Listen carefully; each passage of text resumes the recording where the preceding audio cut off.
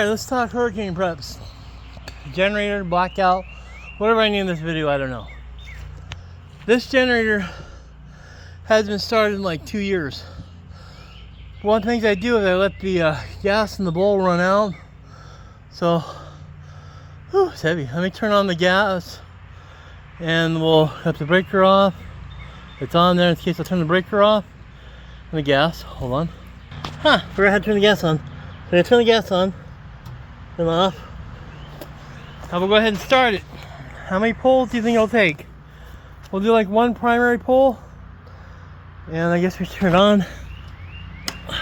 There we go. Turn it on. And let's see. Primary pull. Okay. Get the gas in there. Now let's give it a try. 2 years. 2 years. All right, let me continue inside. I'm far enough away. Oops, you should be able to hear me now. And once you start them up, you need to put a load on it. And I just put the fan on and let it kind of cool itself. But you gotta do these things. Now I'm gonna check the other generator, the propane one, but never ran with propane.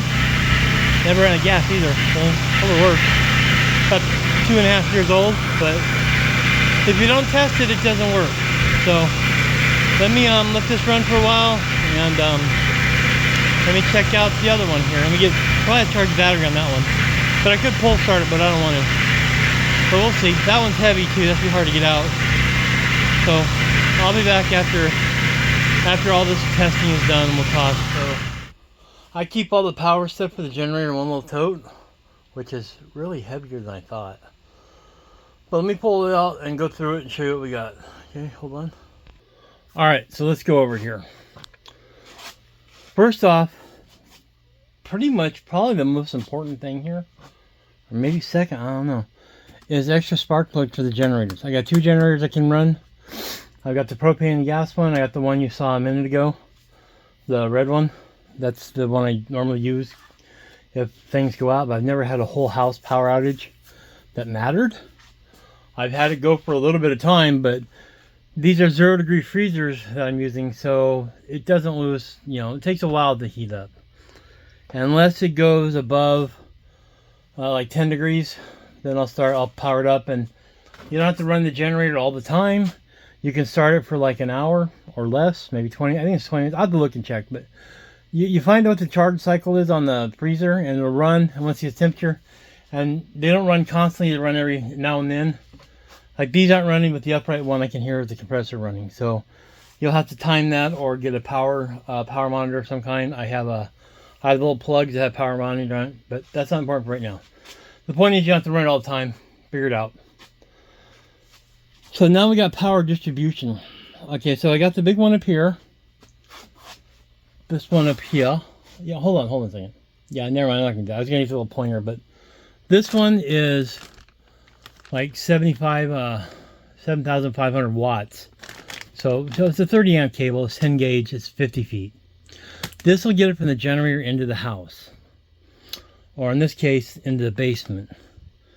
Now from there, we've got another 100-foot extension to move it wherever I need in the house, upstairs or whatever. But we'll take this one here, and then we'll probably take this and do the split.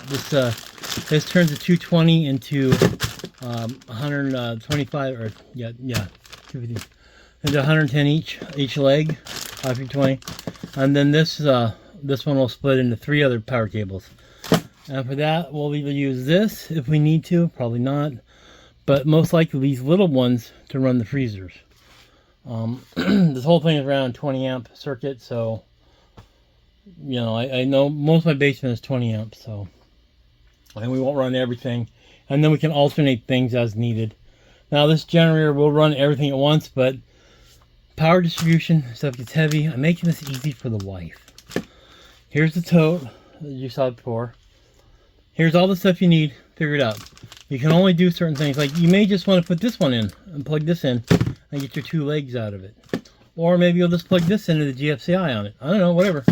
I don't know, and I think I need to find out If all the outlets are active, I think if you flip the switch, it's either 220 or 110.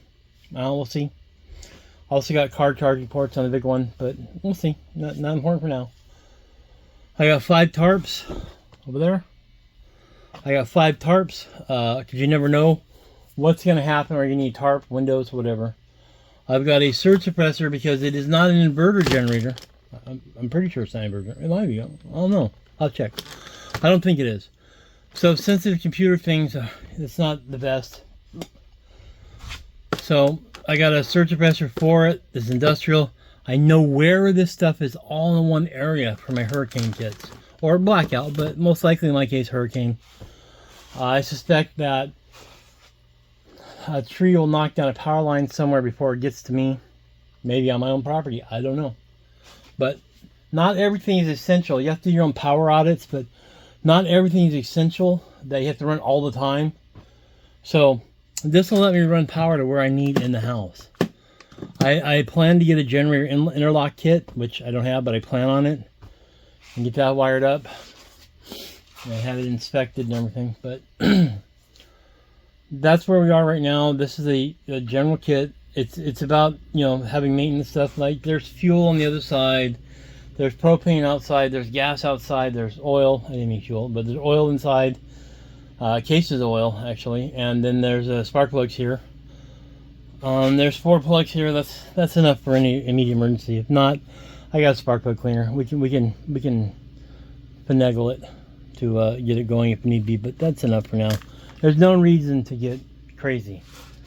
You can probably run the wrong spark plug, just not won't be efficient, or I don't know. Threads wrong. I don't know what happened. Never tried it. I'm not gonna try it. And if I need to try it, things have gone really bad up to that point where I need to try it.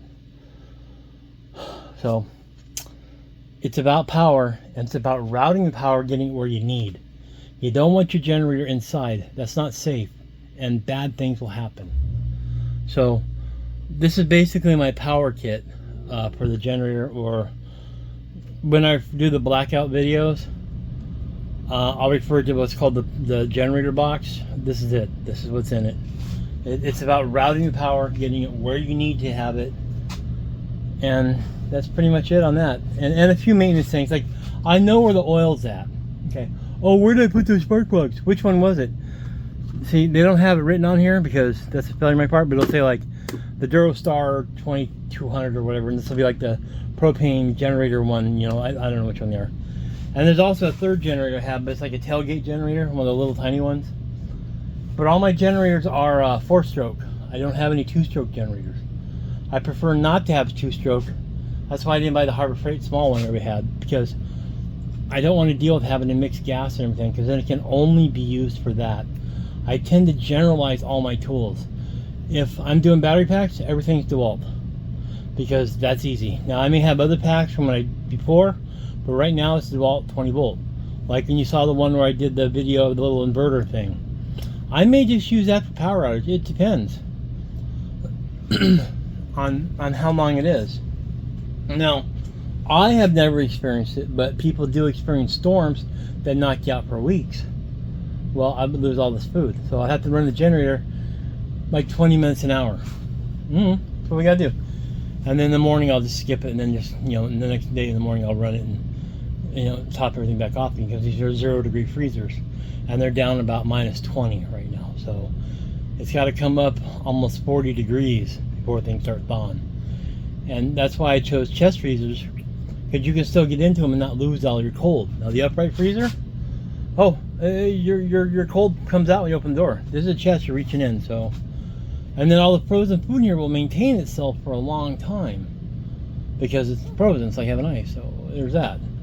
So there's a lot you can do. A little bit of preparation makes things a lot easier. Here's this box. Oh, the power went out. Okay, I know I need a big cord to get it in the house, but maybe I don't. Maybe I can just sit on the porch here and run through the back door over there and just use a couple of these red cords here and power up everything, you know. But this here, like, so this is the that's just a standard. It's not a general lock, but something like that will give me 3 outlets. I should get another one of those. I think I will, but still, what I can pull and what I do pull, or, you know, do a small energy audit. Like I said, get a smart plug with power monitoring. It makes your life a whole lot easier. Oh, here, I ran the generator for 24 hours. It took this many watts, and this is how often the compressor kicked on when I see the voltage spike or the amp spike or wattage spike. So yeah. All right, so that's the end of this part. Let's